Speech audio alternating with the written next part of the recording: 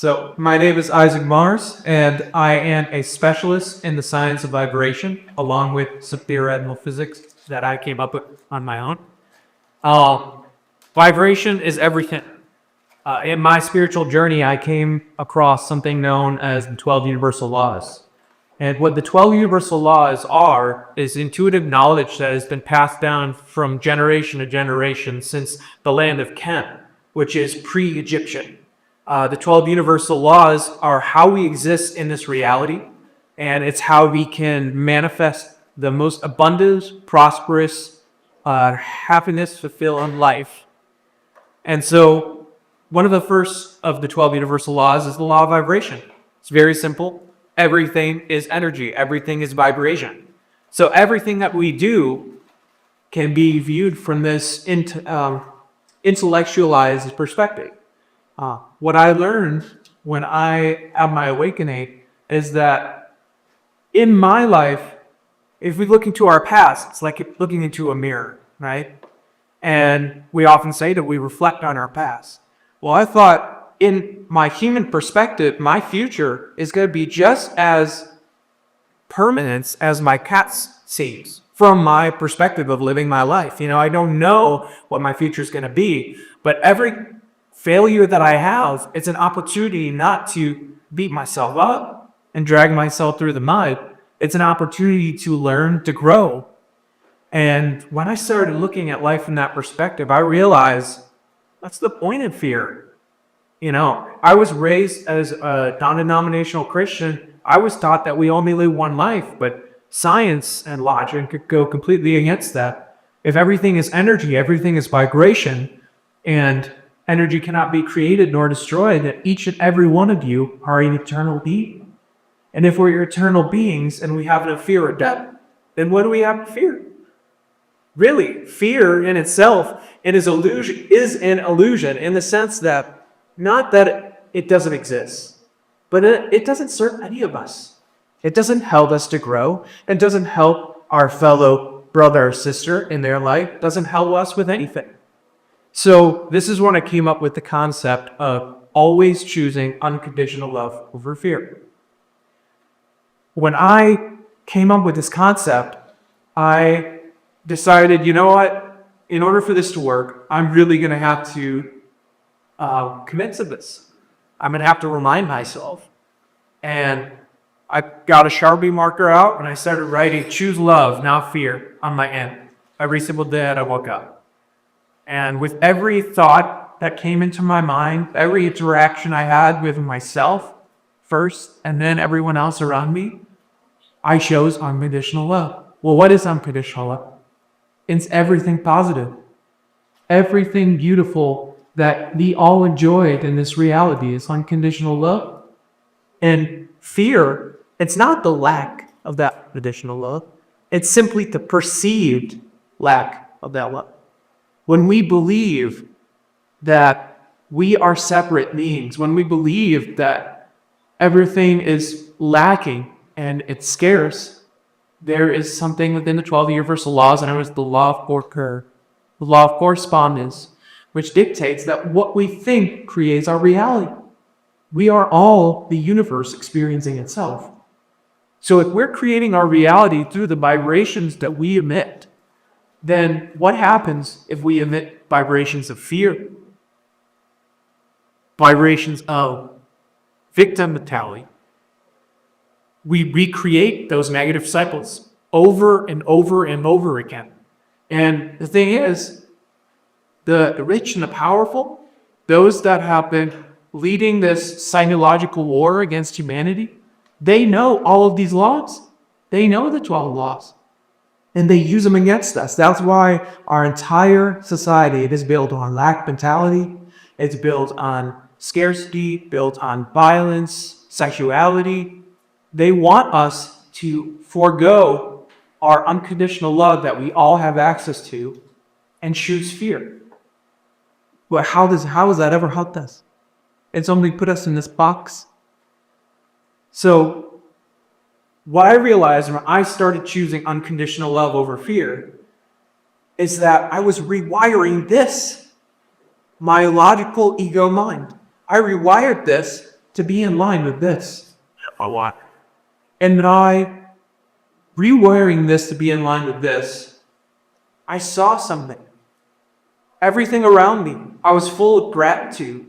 I was full of appreciation. I saw the beauty in everyone, even when they didn't openly express it. And when I saw how the universe reflected that love back to me, bringing people to me in miraculous ways, things I couldn't comprehend, understand or explain in terms of logical know-how. Like, oh, I just happen to be at the right place at the right time every single day. Including today. It does. Apparently the person that was supposed to speak in my place, we're going to be talking about Mars, and then I got it. Last day Mars shows up.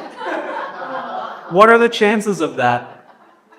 And so when we choose unconditional love over fear at every opportunity, it aligns us with what I believe is our true self, our true nature. Fear is us. When I look around, I don't see fear. I see beautiful beings that are all incredible reflections of myself. And in seeing that and appreciating that, I build this unconditional love energy. And based on one of the 12 universal laws known as the law of perpetual transmutation, unconditional love is of highest vibration. Fear is at the lowest. That's why people say, we're high vibes even. We're going to have fun. Because that is literally a measurable scientific frequency. Well, when you choose unconditional love over fear, the law of attraction, and what I call the law of attraction and repulsion, works in your favor.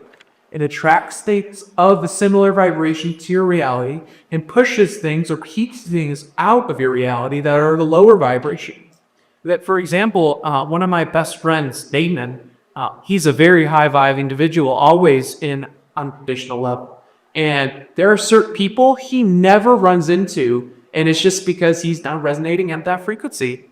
And a bunch of my other friends who are still on their path, they run into this individual. They're like, did you know what so-and-so did? Because they're betting, they're transmuting that energy, they're speaking their truth. But if they chose unconditional love at every single opportunity, there's a good possibility that they wouldn't even run into that individual. And what happens when we do this is we become examples of light. The light doesn't manipulate. We don't convince anyone. We don't need to. Because that's how powerful unconditional love is. It is a powerful vibration that transmutes through the law of perpetual transmutation any lower vibrational energy. So, since unconditional love is everything positive and fear is everything negative, then if someone judges us, we could choose unconditional love by saying, you know what, I'm not going to react negatively to this. I'm not going to lower my vibration for them. I know that they're just going through pain. They're going through trauma. And the only way that if I could show them how to overcome that trauma is by standing in high power. And when we stand in our power, we realize that nobody can dictate how we feel. They never have. We convinced ourselves that they were doing that. We convinced ourselves that they were making us angry. But we chose that. Everything we've ever done is a choice. And why is that? It's because we are the entire universe experiencing itself in a miraculous reality that we all get to experience together as different individuations. And when we take back our power and we stand in the light, we stand in the love, nothing can happen to us against our will. I don't know why I'm bringing this up, but I guess I'm being guided to explain a circumstance that happened to me, to explain to you all how we truly are so very powerful. And what happened to me during my awakening is that what I call the agent Smiths, or the white blood cells of the matrix system of society, started to attack me when I woke up. Everyone in normal society is trained to become these white blood cells, these agent Smiths, the matrix. And so when I woke up and everything was so clear to me and I was connecting all the dots, I explained to my own family, my sister and my mother. I explained what was going on. They're like, oh no, you're crazy. That was the first thing they said. And I was like, did you not just hear me? It's all very clear, just like clear as day. No, you're crazy. I ended up following my intuition and ended up in Chicago. My mom found out where I was. She was worried about me and she called the police on me because she thought that I was having a mental break. It was the farthest thing from it. I was seeing the beauty in reality for the first time. And for some reason in Chicago, I'm surrounded by about a dozen different police officers. They even have had, literally, I'm not making this up, a SWAT team with AR-15s. They were telling me that if I didn't comply with them and get out of my vehicle, they were going to open fire. Now, I served in the military for almost 7 years as an Army medic, and I learned a lot about that system. And I know that's why to Parkcat in this incarnation in his life. And I told them if they opened fire, they would be killing an innocent man. I've done nothing wrong. I don't deserve this. And it would be pure murder. They screamed at me again. Get out of the car, we're going to open fire. I said, no, I will not comply until you put your weapons away. Then an officer came to me in my window. He said, you better listen to me. I said, no, you listen to me. And every single officer simultaneously step back and lower your weapons. That is the power that each and every one of you have. If it's in me, it's within all of you, because we're divine reflections of each other. If someone is trying to goad you into fear, choose courage. Courage is positive. Courage comes from love. If someone's trying to judge you, accept yourself for who you are and know that you're beautiful and that their words have no effect on you unless you have the power of belief. Nobody can do anything to you against your will because through the law of correspondence, we have to manifest it. We have to open up that door. By choosing the fear, we open the doorway to become the victim. And we are all incredibly powerful. So that's a little story introduction into 12 universal laws. I'll go into a little bit about them. And then I'm just going to open it up for questions. So it could be a more interactive message of stuff. So the law of vibration is one of the first ones. Everything is vibration. We're clear on that one. The law of oneness or divine oneness. So everything on the quantum level, on the smallest possible level in the entire universe is connected. We are all one living organism. And through the spirit bowl, we realize that we are all truly equal. By being the same being experiencing itself, there is absolutely no way that one of us could be higher or lower than each other on a totem pole. We are all one. And this really takes into account the golden rule. Treat others as you yourself would like to be treated because they power you. Unless you're a masochist. Right. Then the law of correspondence, we talk about what we think creates our reality. It's very straightforward. And our egos have been programmed by society to not want to hear that. For some people that I work with, it's been very triggering because they don't want to believe that they are responsible for what's happened in their life. But if we take responsibility for what has happened, then it gives us the power to make a difference, to do something about it, to step forward and change that cycle. There is the law of attraction and repulsion, which I briefly explained. That's very important in terms of romantic relationships. Everyone in this era, they're taught codependency. They're taught looking outside themselves for happiness, for love, rather than looking within. And so why is there so much divorce and separation between romantic partners in this world? It's because they have not done the work to raise their vibration to embody their true nature, which is that of unconditional love. So they're going around meeting all these different karmic partners that they need to learn from. But the thing is, society has kept from us this knowledge, so we don't even know we're supposed to be learning. That's why it keeps happening over and over, switching characters.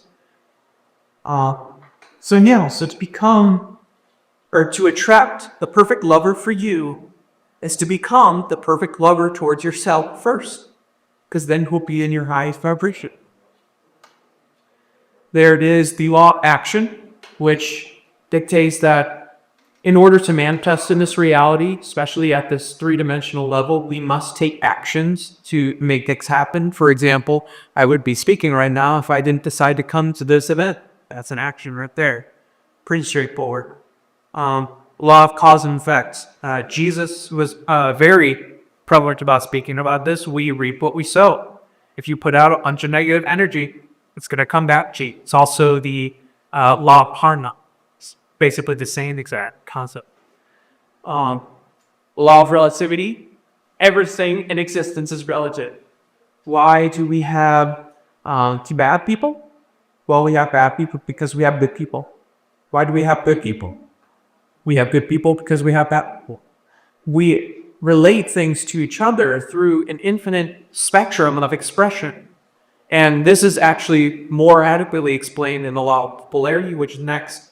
So the law of relativity and polarity, all these laws are intertwined at some level. But the law of polarity explains that everything has an equal opposite. So white is the opposite of black. Life is the opposite of death. Soft is the opposite of hard. Smooth is the opposite of rough. In almost all of these scenarios, there is no bad thing. Smooth is not worse than rough and vice versa. They are neutral. But when it comes to light and darkness, there is one small difference. From a non-dualistic perspective, we need these dark beings to be the light beings that we are. If everybody was light beings, then nobody will be light beings. That's truly how it works. But with low vibration, that's a difference because of the law of perpetual transmutation of energy. We know that low vibration is inherently weaker in manifesting and co-creational abilities than high vibration. So, ladies and gentlemen, we're at the story where the love is going to win. Like I've heard many say today, the light has already won. So we need to go through the steps. We need to make sure that we do things like Michael has done. But we need to go through all the actions in a loving manner. But at the end of the day, I just want to put this out there that we all have free will. And I expect all of you, with whatever decisions you make, or whatever path you take, because who would I be to judge any of you? If I judged you, that would mean there's something within me that I don't accept. That's a little sad now. I just want to put out there. So the law of polarity, the only non-neutral polarity is light dark because of the difference in manifesting big abilities. Love is always powerful. There is the law of rhythm. So everything moves in vibrations, rhythms, cycles, and seasons. In order to rise above a certain rhythm and master it, you must rise above the negative aspects of it. And this is something that brings back to my opening statement. Always choose a love over fear. If you can do this, you can break cycles like this. If you're 100% accountable, then you will grow as fast as you want to. That's truly how powerful each and every one of us is. What was that on? That's the law of rhythm.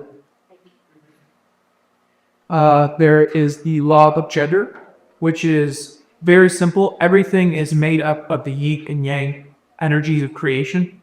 In order to become a pinnacle version of ourselves, I've heard personally from certain spiritual masters, the teachers, that androgyny can be considered a very high form of spirituality, or spiritual attainment, I should say. Androgyny is that mastery and leveling of both the masculine and divine feminine energies within us. And when we do this, then we become a powerful protector, but also a nurturing, caring individual that can embody that unconditional loving nature that we all possess. There is I already touched on the law of perpetual transmutation, and then the law of compensation. It's a very simple one.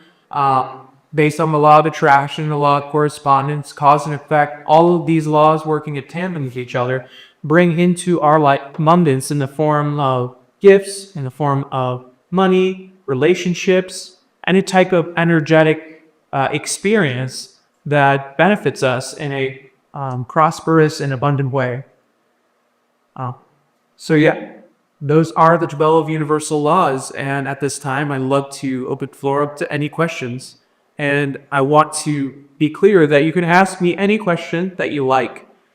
Any sort of issue that's going on in your life, any sort of issue that is related to anything happening in this great awakening. I have a substantial amount of knowledge, and whatever I respond with, again, take it with a grain of salt. If it resonates with you, you can accept it. If it doesn't resonate with you, you can disregard it. Does anybody have any questions? Retreat. Why does it seem like, okay, you say the light and the dark, but why does the dark seem to have so much power? And it's like the light, where's our power to transmute the dark? You want to... So to that question, maybe a little bit longer than expected, but from the information that I've discovered on my journey, the benevolent ETs have been in the universe the entire time, and the dark ETs were with us here on Earth for the entire time that humanity was growing. And so there is certain knowledge that explains that some believe it was the Anunnaki that created a genetic bump in the 23rd chromosome, our DNA, which caused a huge increase in our adaptations and change in the way that we were formed as beings. And this actually created the fear center that creates the fight or flight experience, because they wanted to create slave beings from which they could harvest this fear energy from. And so for thousands of years, they kept us in the psychological prison. The reason that it seems like they have so much power and the light doesn't is not because that's the case. It's because it seems that way. And since everybody believes that that's the case, we're all using on a collective level the law of correspondence to co-create the reality in which they are in the top of the food chain. They have tricked us through TB into using our own abilities of co-creation against ourselves. And since we are an analyzer, we keep doing this in cycles for millennia. Does anybody else have any question? Did that answer your... Yeah, that's okay. And thank you. Absolutely. Is it true we're all as light workers, that we're protected, that we are shielded for it? What you think creates your reality? Tell me. Do you believe you're protected? Yeah. Then you are. It's that simple. And the more that you have faith in that, the more it manifests in reality. There may be some individual that is very low vibration and they decide they want to come attack you or something. And if you stand in your power and you do not waver and you choose courage, choose unconditional love over fear, that protection will make itself known. Some random, 6'3" guy might come out of nowhere and pat him back. It may arrive in some miraculous way. You can't even hit the catch. Or the individual coming up to you may just start trembling because they don't know life. They're afraid. And it's because you are reflecting their deep back to them by standing in your power. So yes, I absolutely believe that every single light worker is extremely protected. I don't believe that I could be here if I was. So. You do that. Hey. So, as a collective, everybody needs to stop. Over to think this way. So, does that need just more of society a lower vibration and a higher vibration? So, if that is the case, then how's that the light? So the light has won because it's like we are the start of tsunami right now. Okay? The tsunami has already been generated. It just hasn't reached to the point where it's going to take over this planet in a loving way and fully manifest that physical reality. But the tsunami has already begun. But yes, currently and in history, humanity has been in a deeply low vibration. This is due to the generations and generations, centuries upon centuries of psychological warfare and weaponized victimization. When we are all taught from the moment that we're born, to being an adult working in society, that we are victims of our reality and not the creators of it, then that sets us up for failure since day one. We immediately start using the law of correspondence against us. We say, oh, I don't eat, I'm going to die. Well, if based on everything that I just explained to you, the only reason that we would die, our physical body would die to stop eating, is if we believed it. That's how powerful we are. And so that's why there are people out there that are breatharians. They don't eat any food. Some of them don't even drink fluids. And they live off of breathing because they believe in unconditional love and it manifests in the reality. Like, I would just make a small addition. yeah. And it's ultimately it's not believing. Ultimately, it's knowing. Because if you could believe something exists, but it never proves itself, then you don't know it. Once you stand in front of 3-foot ETs in your kitchen, you don't believe in ETs. You know. And that's a fair point, Michael. But I would like to reiterate that law of correspondence is what we think creates our reality. So sure, knowing in that circumstance is incredibly powerful.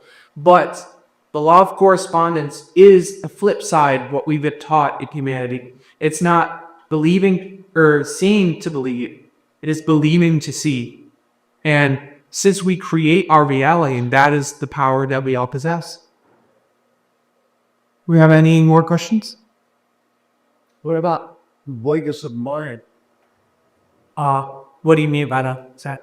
Getting way, moving way. So, what you mentioned before, true, a lot about migration, but there's a lot of really awakened people that have been a lot more a couple thousand years ago.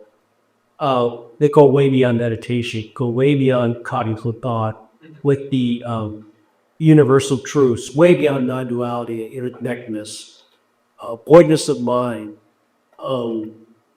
moving way beyond ego. Those are people that I study, like over at Milarepa. I don't know. Yeah. But I'm just curious if you or you, Lyle, have any thoughts on voidness of mind. So are you talking about the experience of total surrender into just basically going up to that high dimensional state of being in which you are one with source? Is that what you're talking about? Even deeper than that. But I appreciate what you're doing. You got good information, but I'm still trying to understand that. But this is it's beyond meditation. It's beyond, everything is illusionary and everything's not. But I'm still learning about that. I just wanted to know, like you had that. You have any insights or anyone in this crowd here, avoid somebody. I absolutely have some insight on that. So for me, from my perspective, and this is just my perspective, I have a very close friend of mine who's very spiritually advanced. And he has gotten to what I would consider, what you're describing, somewhat close to that state. And I have no reason to make anything up because that would lower my vibration. So this is my truth. And he doesn't think that we need to do anything. And I don't think that that's beneficial for what we're creating in this reality. In truth, if we go to the highest level, there's nothing wrong. Everything's perfect. That's true non-duality. There is no evil. There's no good. All this is true. But at the human level, at this three-dimensional level, we do have this storm that we're going through. We still had children suffer. And in order to manifest the reality and where we can all rescue these children, we all need to stand in our power to be pillars of truth, leading by example. So now we can do this. And all we need to do is choose unconditional love. And by doing that, we embody our true nature. We go out, we be the Zaygi people that we want to be. We're goofy. We're weird. There's no such thing as normal. What is normal? It's psychological manipulation. They get you to go into this cookie cutter shape. And so by choosing out of courage and bravery just to be who you are, that, I believe, is the best thing that we can all do for humanity. Because by being that for me, I ended up here with an opportunity to speak to all of you. And that's who I really am. I love talking about spirituality. I love sharing my truth. And you know what? My truth tends to help people. And so that's what I'm going to do with my existence. And nobody could take that away from me. I've had people try and, goad me into negativity by saying, oh, where's your degree from for your theoretical physics? I said, oh, you mean that piece of paper that has arbitrary meaning attached to it? I don't have one of those. Oh, so you're not a real theoretical physicist? No, I'm a real one. But they just keep trying over and over again. I just stand in my power and smile and say, I know you're at this level, but you're not going to affect me. Because only I could accept me. And if we do fall into that, it's okay. It's not to be guilty when we choose low vibes. Because choose it to feel guilty or shameful about it will just lower our body form. All we need to do is forgive ourselves. Forgiveness, acceptance, all of this stems from unconditional love. Everything positive. I'm telling you right now, there's something within any of you that you're holding on to that's low vibrational. It's only going to keep hurting. And you are absolutely free to choose that. And I don't judge you. And I truly, absolutely, unconditionally love everyone even. And all universal beings. And when you're ready, try a little bit of forgiveness. Try a little bit of acceptance. Let it go of the resentment, anger. It's not going to help anything. And when you do, and if you do, choose to embody unconditional love, you will see it reflected back to you tenfold. There will be miracles that happen to you on a regular basis. Absolutely. So, I think down is like, so if you're up here all the time in the boy mind, that can be wonderful, but like that you have work to do. That's okay. So if we're all, I'm in the boy in. Yes. I'm just saying, I was just thinking down. You have, so it's great. Keep the vibes high to encourage each other, but then we got to keep down. We got to look at what's going on around us. You have to look at it. We have to look at the ugliness and say, we need to change this. Right. Not who's going to change this. We need to change this. We need to be changed, right? But there was another thought I had from what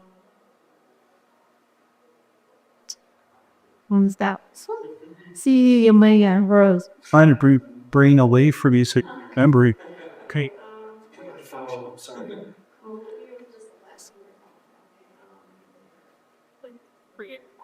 Forgiveness, yes. Okay, not yet. So, it helps me, guys, to think of this like a play. We're in this duality, right? So the bad guys, the quote-unquote bad guys, are playing a part in this reality. And in order for me to get to forgiveness, I need to say, oh, right, you guys are playing a part. I get it. Oh, you guys, that's a pretty ugly part you're playing. We don't want you doing that. And we're going to stick up for the good. We're the light and you're the dark. And so it just helps me that way. Right? Absolutely. And so it keeps you out of judgment, judging everybody. And we've all played those bad cards holographics too. Right. So none of us are sitting here with halos and we're all self-righteous, so we're like the good guys, you know what I mean? Mm-hmm. So I don't know why that just came to mind. No, that's a perfect. When you talk about that. Yeah, and for me personally, honestly, and if I did judge for this, that's okay. But I have a lot of deep compassion for these beings that are in the darkness. They chose to play the hardest role in the entire story. They are the ones filled with the most fear every single waking moment of their existence. And They jumped on that grenade for us so that we could play the role of the light. We could feel the love. We could feel the abundance. And so, there's so many different takes on everything. But there is a Christ, and then there's the Antichrist. The Antichrist is just the anti-example. Some people in the story might follow that energy, but they'll learn. They will follow it until it becomes too fearful, too scary. And then that's when they will awaken. When in this whole story that's playing out right now, we're seeing the rich and powerful and the powers that were, let's say, using that law of Bohr-Hanitz, the powers that were, they are terrified of losing that power. And the more that they feel that terror, the more that they squeeze. The more that they squeeze, the more people wake up. The more people wake up, the more that they squeeze. They're helping us, whether they like it or not. So, absolutely. I heard that when we're in fear, that's food to them. Yes. True? Absolutely. It's called loosh. Yeah. That's what I've heard. Yeah, loosh is a new term that I just was, would brought to my awareness, but that is absolutely how they take hold of our energy. And What's that care? right, we're just cheating them. Yeah. And so that is why, in one experience I've had in deep meditation, under the influence of some medicinal mushrooms, I was being spiritually attacked by reptilian beings. Literally, behind my eyes, they were shut. I could see all these spawns of lizards and reptiles coming at me with piercing reptilian yellow eyes, and there was a snake that kept hissing at me and trying to scare me. And I just started laughing. And I was like, what are you doing? I love you. And when I said, I love you, the snake went from hissing into cowering whimper. Love, they can't stand it. As cheesy as it may seem from all the Hollywood movies, love is the answer. Unconditional love is the most powerful force in all of existence, and each and every one of you have that. Are we doing have time, real? Playing on a tomato. Well, okay. So, yeah, anybody has any more questions, anything at all, feel free to ask. Yeah, really liked it. It's about loss. They are all over the internet. You just simply search it. There is a particular video that I often recommend to everyone that I work with, and it is on the YouTube channel, The Universe Inside You. And they do about a 40-minute take on the 12 laws, and it's really beneficial. And the more that we can share these laws with everyone else to let them know of their power, the more that we raise the collective consciousness of humanity. We don't need that many humans to wake up to this level. We only need a small percentage of the entire population, and then that's when everything will change. The tide of the battle, the spiritual battle, will completely shift, and things will immediately start happening. And you are all powerful beings, and me talking to you is impacting this root. How many people are you all going to impact? How many people are they to impact? And that's the tsunami I'm talking about. So if either original love, it is. If you're talking to somebody and are choosing not to listen to what you're saying, or believe whether you mind to, do you just move on? You try a little bit more, or you just let it be and you want to somebody this. So I am of the firm belief that convincing someone is the same thing as trying to do with them. What we do is we speak our truth. If somebody says, no, I can't hear you, and they cover their ears, they're choosing not to grow out of that ignorance. And if we judge them, we just lower our vibration. So I get that. We should just accept the path they showed, because everyone is on a different path. We're all completely unique. So if they want to take that route, that's on them. But the fact they even talked about anything with them regarding this regarding this great shift in consciousness, they have been planting the seed so that when they are ready, they will come back to you, seeking you out for the answers. And this is the period where it's been prophesied, those that came last will come first. So, though everybody in society may treat us as we're the oddballs, we're the weird ones, it's going to reverse so that but they're looking to us as leaders. And that's why we can stand in our power by choosing unconditional love. So when that time comes, we're not going to be afraid about leading them. We'll know exactly what to say. Is it you think everybody actually woke? I think that everyone that chooses that path will come. There are going to be many individuals and many souls that are ready to end their experience of this three-dimensional dualistic reality. They're going to want to experience somewhere else in the universe. So let's just keep it. You think that the more spiritual you are, the more karma you can make. Or the more karma is. What do you mean by the more karma? I don't know. I heard someday, or I read something that said even the more spiritual you are, it's like kind of that it always has beliefs, so you kind of taking all that this car. Well, that's actually a very interesting question. So, what I believe is that we all have our own individual karma, but as a collective, there is the planetary karma. So, we would be able, then more capable of transmuting more of that planetary karma just by embodying our true nature as unconditionally loving beings. So really, there's could be anything extra that you're going to have to be doing. That's a weird question. Is all you have to do is follow your excitement. Follow this. This doesn't always make sense logically, and that's why it's best to have this in line with this, because if we have our logical ego mind in line with our heart, then we can let the heart lead, and then this becomes an assistant. It helps us take care of, oh, well, this person wants to hang out today. Let's go eat in the middle of third at lunch. You know what I mean? But then if we follow our heart, for example, I just drove back up to my home state and back, and I was only there for, 5 days?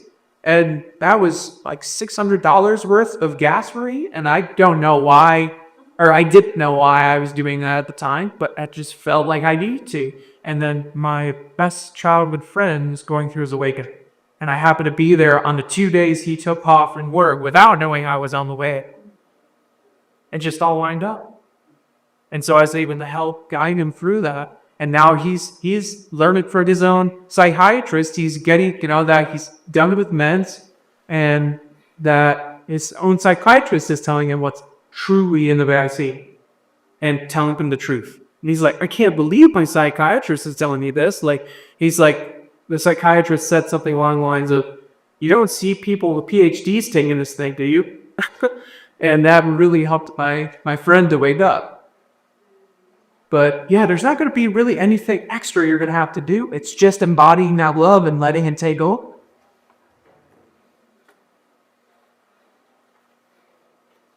But yeah, so if we have one or two more questions, then that should pretty much wrap it up for this. Where's your home state? At home stage or Michigan. Michigan, me too. Yeah, I thought. Where's states? Ann Arbor area. Ann Arbor. I grew up. That down river, Detroit. Yeah, I grew up going to church, Detroit. All right. Michigan. But I just want to take this last minute or so to explain to each and every one of you and how grateful I am for your presence. Thank you all for being you. Thank you for existing. Thank you for choosing to speak your truth when you do. And remember, you don't have to be hard on yourself, because we all deserve love. We all deserve true happiness, abundance, joy, all of it. The only reason we ever believed we didn't deserve that is because we were told, and we believed it. It's been an honor speaking with all of you. I hope that you have great rest.